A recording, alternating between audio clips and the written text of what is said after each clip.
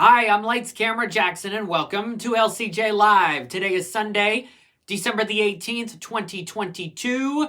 Happy Avatar weekend. Happy 1 weekend till Christmas. 1 week till Christmas. And Puss in Boots is on the way. Some big holiday movies. I've got reviews and commentary on some of the big holiday movies coming up. So stay tuned for that. As always, you can send in your questions and your comments here on YouTube Live. If you are watching today on YouTube Live, I can read them right here. So let's get to the box office. First up, Avatar: The Way of Water, $134 million. That is what 20th Century and Disney are going with. 134. It's lower than I think a lot of people expected. I thought it was going to do at least 154. I was thinking the 77 million the first Avatar opened to exactly 13 years ago, times 2. Because you figure, it's been 13 years, inflated ticket prices, all the 3D, the IMAX, all that love people are going to want to experience Avatar in. But it didn't quite get there. Started off with 17 million on Thursday, then 36 million Friday, so that's up to 53. So then you're looking at another, 81, something like that. And about 40, 42, and a split there over the 2 days. It's okay. You know, it kind of reminds me a little bit of Toy Story 4. Everybody thought it was going to do significantly more than Toy Story 3, and it only did a little bit more. Getting those vibes-ish about expectations and reality for Avatar: The Way of Water. Look, it's in so many theaters. It is. It's in so many theaters around the country, around the world. But it's a long movie. It's 3 hours and 12 minutes, and I sat through all of it, and I was bored out of my mind. But it's 3 hours and 12 minutes, so some theaters can only get it on 3 showings a day per screen. If that. Some places maybe only 2. Some places only 1, depending on when the theater is open.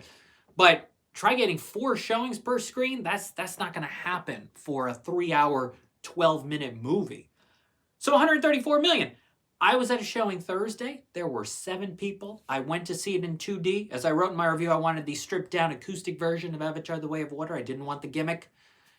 And there were only 7 of us.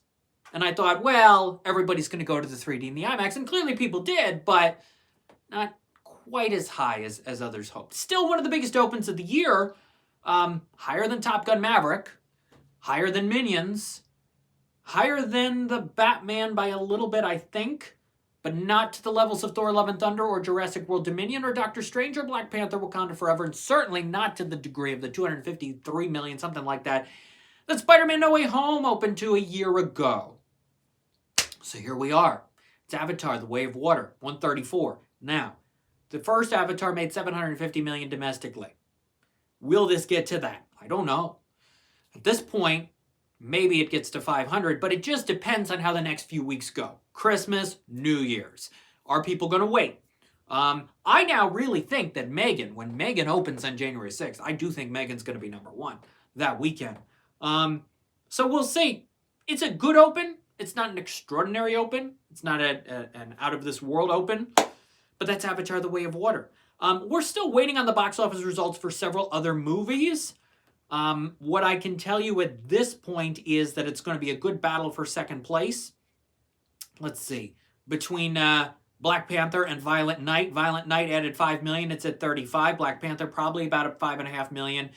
And it passed Doctor Strange. It's the biggest movie Walt Disney Pictures has released for the year. Avatar, of course, within the Disney family. But at 20th Century Studios. Strange World will add a couple $1 million. It's at closing in on 35. The Menu will add about $1.5 million to $2 million, and it'll be at about 32 million, something like that. It's doing all right. Devotion added 825,000. It's at 18.7. The Fabelmans added 750,000. It's at 8.7 million. Steady-ish last few weeks for the Fabelmans. Still hasn't hit 1,000 theaters, I don't believe.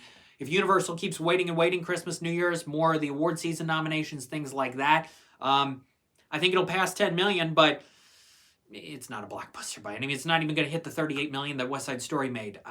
It just depends on the appeal. I don't know what Universal's really waiting for. Are they waiting for Christmas to fully expand this? Are they waiting for Oscar nominations 5 weeks away at least from that?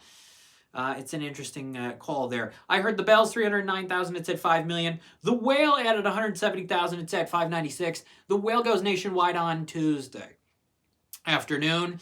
Puss in Boots opens Wednesday. I think Puss in Boots will do very well. The first Puss in Boots, which came out 11 years ago in late October, grossed $149 million. I think this will do more than that. I don't see it doing less than that. I really think it can do 150 million. And when you look at last year, Universal put out Sing 2 for the holidays. The first big animated movie in terms of big, huge, successful $100 million gross. Encanto did not get to 100 million. Sing 2 got to 100 million. 162.8 for Sing 2. I think this can get there. I do. Because I think families are waiting for this. They've been waiting for this for a long time. Something to take the kids to over the holidays. It's a great time. Puss in Boots, The Last Wish. If you want my LCJ Q&A podcast episode with Joel Crawford, the director of the movie, go to Podbean, Apple Podcasts, Spotify, and lights-camera-jackson.com for that new LCJ Q&A with Joel Crawford. Puss in Boots is fun. Babylon is not. Babylon features a great performance by Brad Pitt, and the rest of the movie's kind of a mess. Or even more than kind of a mess. Now, I do a full review with Mike Sargent on our latest Too Fast, Too Films podcast episode, which will be up soon at toofast2films.com. We review Puss in Boots. We also review Babylon. And we get into a good conversation about all the problems with Damien Chazelle's new movie. Margot Robbie's in it, Diego Calva, Gene Smart, Brad Pitt. Olivia Wilde shows up for a couple minutes. And a lot of it just does not work, and we explain why. So that's a good episode coming at you soon at toofast2films.com. That is one of the big releases this week, along with I Want to Dance with Somebody, the new Whitney Houston movie, which did not get pre-screened for Critics' Choice Association for all of our members in time for voting, which is an interesting decision, though it's on Owen Gleiberman of Variety's 10 Best list for the year. So I'm looking forward to seeing this, seeing if it'll make my 10 Best list. And then I'll reveal the 10 Best list once I've seen it. And if it's a very good movie or not. If it's standard or not. But that is going to draw people into the theaters this week. In select theaters, we have several movies. One is Living. Bill Nighy got a Critics' Choice nomination. Thrilled he did for Best Actor. The film is very good and he is excellent in it. Living is in select theaters Friday. When it comes to a theater near you, go see Living. I hope he gets an Oscar nomination. Frankly, he deserves to win. Corsage stars Vicky Creeps. That's in select theaters Friday. It's all right. It's not an exciting movie. It's not an amazing movie. It's a good lead performance. I had issues with it. I saw it a while back. I screened it at least a month ago. Had some issues with it in terms of story content and even the music and the direction with it and the tone. Corsage, didn't love it. The Pale Blue Eye, also in select theaters. Christian Bale from Netflix.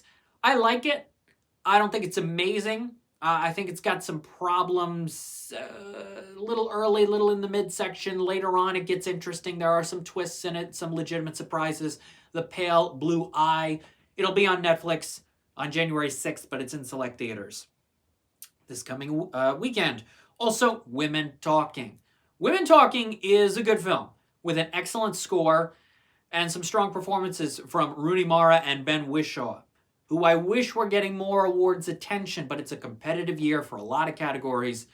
But Rooney Mara and Ben Whishaw, to me, give the best performances in Sarah Pauli's Women Talking, which also has Claire Foy, Jessie Buckley, and Frances McDormand. Women Talking was supposed to open in limited release on December 2nd. They decided to move it to the 23rd. It'll go nationwide, I think, on January 6th. Women Talking is a good movie. Do I think everything works in it? No. But I appreciate it. I was drawn into the stories. And the best score of the year, for sure. Women Talking is in theaters Friday. In Los Angeles, I wrote about it the other night. It's an animated movie called Little Nicholas, Happy as Can Be, one of the 27 animated films, along with Puss in Boots. Submitted for the Oscar, terrific film. One of the best, if not the best animated movie I've seen this year, Little Nicholas. It's delightful, it's sweet, it's got multiple stories going on at the same time. It's really funny, it's really honest. If you're in LA, go to the Lamley Royal and check out Little Nicholas. It's a terrific film. And more AnimationScoop.com Q&As. If you go on AnimationScoop.com, you'll see the Puss in Boots Q&A as well as Sonic Prime. and The Boy, the Mole, the Fox, and the Horse, which is a new animated short that premieres a week from today, Christmas Day, on Apple TV+. On Wednesday, the shortlist for the animated short film category will be announced, and the shortlist for several other Oscar categories, including original song, other shorts, many of the other technical categories.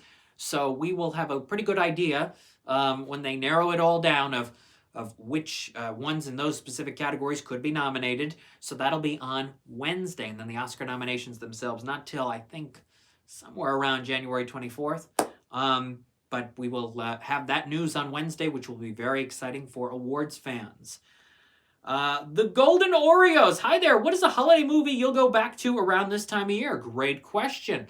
I love It's a Wonderful Life. I love A Christmas Story. A couple of those classics. You know, there have been a lot of new holiday movies this year that I've watched. From the one with Kelsey Grammer on Lifetime, The 12 Days of Christmas Eve, to Falling for Christmas with Lindsay Lohan, and the Christmas Story sequel, which is good. It's a good follow-up. I recommend it. On HBO Max, A Christmas Story Christmas. It is very satisfying, surprisingly satisfying. So if you have not watched it yet, and you need something to watch, maybe do a double feature. Why not? The first Christmas Story, and then the new sequel, A Christmas Story Christmas, on HBO Max. All right. Oh, Glass Onion's on Netflix this week, too. Glass Onion finally goes to Netflix. I didn't love it. Janelle Monáe got Critics' Choice nominated the other day. She gives the best performance in it, I guess. It kind of bored me early, and then it gets a little exciting in the middle, and then it really falls apart at the end. That's basically what I think of Glass Onion. It does not have the charm or the spark or the energy or the excitement or the creativity or the emotional complexity in the third act that first Knives Out movie had. Rian Johnson could not do it a second time. It felt weird watching it and going, gosh, this just does not interest me. This just does not feel right. That's Glass Onion. It was in the theaters. It did very well for a week for Netflix, and now it goes to Netflix. I guess theaters can bring it back too, but now that it'll be on Netflix, how many people would actually want to go see it? How many theaters want to give up Avatar screens and Puss in Boots screens for Glass Onion? That'll be interesting to see if it makes any noise over the Christmas holiday outside of people watching it in their homes on Netflix. There are a couple movies that come out in limited release on December the 30th. One is Atlas Darling with Anna Kendrick, which I have seen. I'm not allowed to give my thoughts on it yet. And the other is A Man Called Otto, which I have seen, which I can tell you Tom Hanks is terrific in. And I know that Sony has been changing the strategy of how they were going to release this. I tell you, I think if they had released this over Christmas, it would do a lot more than what it's going to do in January. Maybe I'll be wrong on that. Limited December 30, everywhere January 13. January needs the movies, so I appreciate them saving the nationwide release till January. But I feel like older audiences, they see a Tom Hanks movie, Christmas time, boom, they're going to go. They did that with Saving Mr. Banks. They did that with Beautiful Day in the Neighborhood for Christmas and Thanksgiving 3 years ago. And that was also a Sony movie. And I think they would have done that for this. But they're going to save it for January 13th. It is much different than what the trailer gives off. It is not goofy. There's a scene in the trailer where Hank's character interacts with a clown, and you think, oh, what is this? This is so goofy. I don't understand what, the tone and everything. There is a purpose to what happens in that scene when you actually see the movie that is much more serious and dramatic and emotional. So there is a lot going on in A Man Called Otto. There is a lot that the trailer is not telling you. And just go in and expect a drama-D emphasis on the drama. That is A Man Called Otto. I do recommend it. Go see it when it opens near you.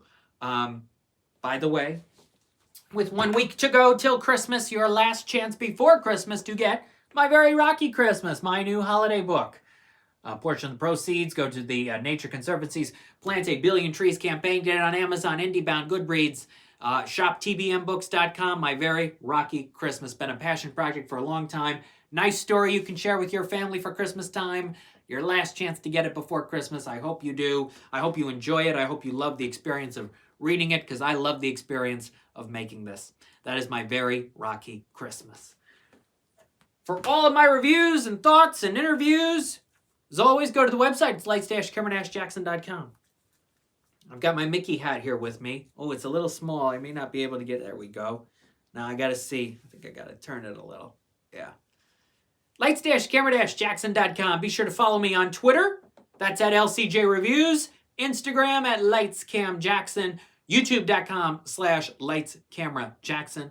Thank you for watching live if you've been watching live. Thank you for watching this entire year. Because next Sunday is Christmas, I will not be doing a show on Christmas, but I will be back on January the 1st for the first episode of 2023 of LCJ Live. Thank you for watching this year and all these years for LCJ Live. Really appreciate it. As always, keep up to date with everything on the social media and the website and everything going on. It has been quite a year, quite a 2022. I hope you have a safe and happy Christmas and New Year's Eve. I'll see you back on New Year's Day as we celebrate 2023. Gonna be quite a year as well. Thank you for watching LCJ Live. I am Lights Camera Jackson. Happy holidays, everybody. Bye-bye.